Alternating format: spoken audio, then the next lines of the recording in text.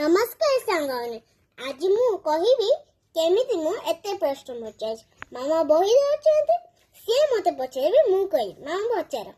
ଆମେ ଶରୀରରେ କେଉଁ ଅଙ୍ଗରେ ତିଳକ ସିନ୍ଦୁର ଲଗାଉ? କପାଳ।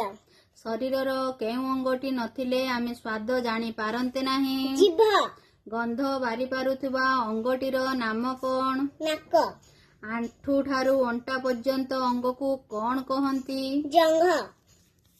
ଆମେ ଖାଉଥିବା ଖାଦ୍ୟକୁ ଖଣ୍ଡ ଖଣ୍ଡ କରୁଥିବା ଅଙ୍ଗର ନାମ କଣ? ଦାନ୍ତ। ଶରୀରର କେଉଁ ଅଙ୍ଗରେ ଲାଗିଥିବା ମଇଳାକୁ ଆମେ ଲେଞ୍ଜରା କହୁ? ଆଖି। ଶରୀରରେ କେଉଁ ଅଙ୍ଗର ମଇଳାକୁ ଗୋଇ କୁହାଯାଏ? କାନ। କିଏ ଶରୀରର ସମସ୍ତ ଭାର ବହନ କରେ? ପାଦ। ଖରା ବର୍ଷା ଦାଉରୁ ମୁଣ୍ଡକୁ କିଏ ରକ୍ଷା କରେ? ଚୁଟି। କେଉଁ ଅଙ୍ଗ ସାହାଯ୍ୟରେ ଆମେ ଶୁଣିପାରୁ? କାନ। ଆମେ ଶରୀରର କେଉଁ ଅଙ୍ଗ ସାହାଯ୍ୟରେ ଦେଖିପାରୁ? ଆଖି।